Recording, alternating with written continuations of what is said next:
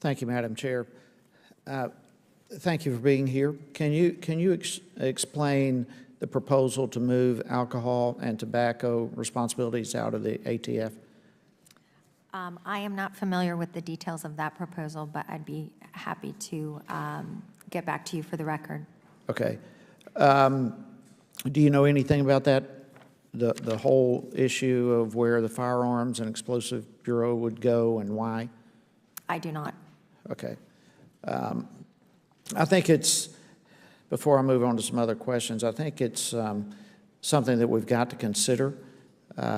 It appears to me that we've got to look at who would regulate firearms if it goes back under the Department of Justice or remains under the Department of Justice and potentially FBI. Certainly the FBI is, in my opinion, not the proper place to regulate firearms. They're not equipped to regulate industry and that type of thing, and it's concerning to me where ultimately that would go.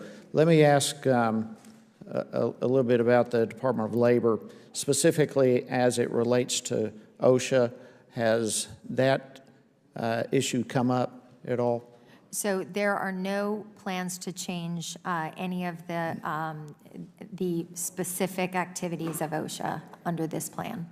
Okay, well, there are about half of our states that have a state-run type OSHA program that frankly works better because it's closer to home. They know the industries, they know the issues that are facing their states better than the federal government. Is there a possibility, or would the administration in any way consider encouraging states to develop their own OSHA type program rather than it coming straight from the federal government? So I think it's a great idea, and I think it brings up a great point. We wanted this proposal to be the beginning of a dialogue that would be iterative and ongoing. That's how modern, flexible organizations adapt and ensure that they're aligned in the mission. I think there are many principles in here that really are asking questions about what should the federal government be doing and what are states and local governments better positioned to do. So we would welcome dialogue that is fact-based and asking the right questions. So how would that dialogue best take place?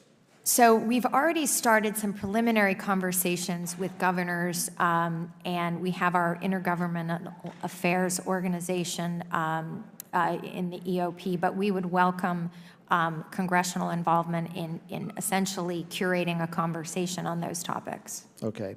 Well, I would look forward to being part of that, that communication and that discussion. And Madam Chair, with that, I'll yield back.